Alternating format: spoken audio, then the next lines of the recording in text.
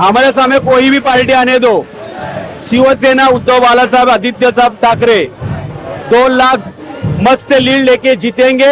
ये सब उम्मीद लेके, ये सब शिव सैनिक विजय रैली लेके अभी फॉर्म भरने जा रहे हैं। एकनाथ जी शिंदे कुछ कहते हो कहने दो, लेकिन इस बार महाविकास आघाड़ी विजय प्राप्त करेगी और सत्ता हमारा ही मुख्यमंत्री उद्धव बालासाहेब ठाकरे ही बैठेंगे। ये जो स्वार्थ के लिए अलग अलग हुए, भाजपा ने बहुत कूटनीति अपनाई है, रूल एंड डिवाइड। ये तो अंग्रेजों के भी बाप निकले और इनका माँ बाप अभी हिंदुस्तान भोगेगा। लोगों ने देखा है जिस वक्त लोगों की हालत थी, लोग मर रहे थे, सिर्फ उद्धव बालासाहेब ठाकरे ने लोगों को जीवन दिया है। एकनाथ शिंदे जी जिनका खुद के कर्तव्य पे भरोसा नहीं रखता है, वो महाराष्ट्र के भगवान को छोड़कर गुवाहाटी में जा रहे हैं। आदित्य ठाकरे अपना नामांकन पत्र दाखिल करने जा रहे हैं और यहाँ पर हमारे साथ जो शिवसेना यूबीटी के समर्थक हैं, जो नेता हैं, वो यहाँ पर मौजूद हैं। बात करेंगे इनसे।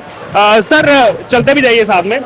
क्या कहेंगे, इस बार का चुनाव जो है वो कई मायनों में अलग है, कई ज्यादा पार्टियां जो हैं वो इस बार महाराष्ट्र चुनाव में देखने को मिल रही हैं, क्या कहेंगे इस पर? हमारे सामने कोई भी पार्टी आने दो, शिवसेना उद्धव बालासाहेब आदित्य साहब ठाकरे 2 लाख मत से लीड लेके जीतेंगे। ये सब उम्मीद लेके, ये सब शिव सैनिक विजय रैली लेके अभी फॉर्म भरने जा रहे हैं। सर एक सवाल बार बार ये भी उठ रहा है कि जब बाला साहब ठाकरे होते थे वो कहते थे हम कांग्रेस के साथ कभी गठबंधन नहीं करेंगे, तो आखिरकार ऐसी क्या मजबूरी हो गई इस बार की उद्धव ठाकरे को कांग्रेस के साथ गठबंधन करना पड़ा? परिवर्तन जीवन का अर्थ है। इस वजह से जिस मोमेंट में अपन चलते हैं, उस मोमेंट में अपने अपने विचार, अपनी अपनी विचारधारा लेके अपने को काम करना पड़ता है। उस तरीके से शिवसेना भी वही तरीके से काम कर रही है। क्योंकि कांग्रेस का जो है वो डेफिसिट देखने को मिल रहा है, वो खुश नहीं है कि जो सीट बंटवारा हो रहा है, वो चाह रही है कि मुंबई की 36 में से 18 सीट्स कांग्रेस को मिल जाए। अपने अपनी तरीके से अपने अपने ज्यादा सीटें मिले करके बहुत से नाराजी होती है, लेकिन कुछ भी होने दो, ये 2 दिन में सब खत्म होके गठबंधन में महाविकास आघाड़ी विजय प्राप्त है महाराष्ट्र में करेगी। एकनाथ शिंदे कल गुवाहाटी गए थे, उन्होंने वहां से कहा है कि इस बार जो है महायुति सरकार बनने जा रही है महाराष्ट्र में। एकनाथ जी शिंदे कुछ कहते हो कहने दो, लेकिन इस बार महाविकास आघाड़ी विजय प्राप्त करेगी और सत्ता हमारा ही मुख्यमंत्री उद्धव बालासाहेब ठाकरे ही बैठेंगे। कांग्रेस कह रही है नाना पटोले होने चाहिए। नहीं, लोगों ने देखा है जिस वक्त लोगों की हालत थी, लोग मर रहे थे, सिर्फ उद्धव बालासाहेब ठाकरे ने लोगों को जीवन दिया है।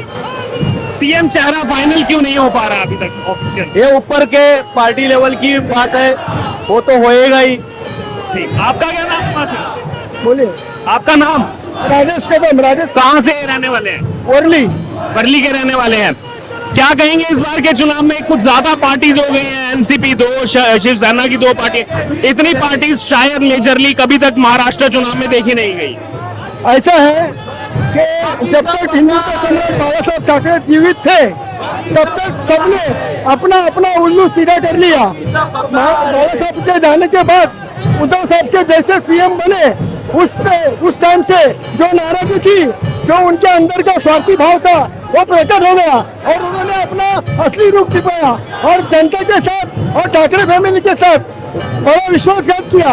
उनको उनकी जगह आज दुनिया दिखलाएगी, लेकिन ये जो स्वार्थ के लिए अलग अलग हुए, भाजपा ने बहुत कूटनीति अपनाई है, रूल एंड डिवाइड। ये तो अंग्रेजों के भी बाप निकले और इनका माँ बाप अभी हिंदुस्तान भोगेगा। लेकिन सवाल ये भी बार बार उठ रहा है कि जो बाला ठाकरे कहते थे कांग्रेस के साथ कभी गठबंधन में नहीं जाएंगे, तो इस बार ऐसा क्या मजबूरी आ गई कि कांग्रेस के साथ गठबंधन करना? देखिए, अपन हम सब लोग अभी कड़ी धूप में चल रहे हैं, बराबर है, कड़ी धूप में चल रहे हैं। अचानक कोई बादल आ रहा है और बादल आने के बाद अगर वर्षा बरस गई तो अपन डायरेक्ट छाता लेने की कोशिश करते हैं। वैसा ही समय के अनुसार, परिस्थिति के अनुसार डिसीजन लेना पड़ता है। वो उस टाइम पे राष्ट्रपति राजवट नहीं लगनी चाहिए, इसके लिए अपनों ने गद्दारी की, इसके लिए गैरों को अपनाना पड़ा। ये परिस्थिति के हालात और नियम सर। बाला ठाकरे होते तो वो कभी कांग्रेस से गठबंधन करते? मैं आपको एक बात बताता हूँ, बाला साहब का जो वक्तव्य है वो हम लोग झुटला नहीं सकते, लेकिन इतिहास पे आप गौर कीजिए। जब आनी बानी थी और इंदिरा गांधी जी, हम भी कांग्रेस के विरोधी थे, इंदिरा गांधी जी ने बाला साहब को बुलवा के मीटिंग करके उस टाइम पे शिवसेना के ऊपर की पाबंदी हटवा दी, तो इंदिरा गांधी जी ने भी शिवसेना पार्टी जीवित रखी, उनका योगदान है। इसके लिए समय के अनुसार उनके साथ भी युति करना अगर हम लोग को उचित लगता है। अगर कश्मीर में मुफ्ती मईद सईद के साथ भाजपा युति कर सकती है अपने स्वार्थ के लिए, किसी के भी साथ अगर वो युति कर सकती है अपना स्वार्थ के लिए, कोई भी अपना सकते हैं, गद्दारों को, करप्शन वालों को अपना सकता है, तो हम लोग किस मुंह से ऐसा कहे कि ये लोग साफ है और हम लोग में मन में पाप है। और आप बोल रहे हैं एकनाथ शिंदे जी, जिनका खुद के कर्तव्य पे भरोसा नहीं रखता है, वो महाराष्ट्र के भगवान को छोड़कर गुवाहाटी में जा रहे हैं। महाराष्ट्र के भगवान को छोड़कर गुवाहाटी में जाके दर्शन मांग रहे हैं। क्यों? कोल्हापुर की महालक्ष्मी माता नहीं है, तुलजापुर की भवानी माता नहीं है, इन लोगों का आशीर्वाद नहीं है, महाराष्ट्र का जनता का आशीर्वाद नहीं है।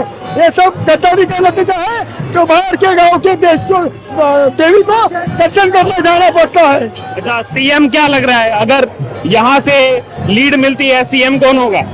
देखिए उनका जो गठबंधन का रूल है उस हिसाब से आगे जिनका सीट ज्यादा आएगा वो उनका गठबंधन का सीएम तो होगा ही, लेकिन हमें पूरा भरोसा है कि शिवसेना उद्धव बाला साहब ठाकरे जी का ज्यादा सीट लेके और महाराष्ट्र के अगले सीएम। देखिए, आपने जो जवाब दिया है, आपने जो जवाब दिया कि जिसकी ज्यादा सीट होगी सीएम उसका, पिछली बार भी तो कहानी यही थी, तभी देवेंद्र फडणवीस सीएम बनने जा रहे थे, लेकिन कम सीटें होने के बावजूद उद्धव ठाकरे सीएम बनना चाहते थे पिछली बार भी।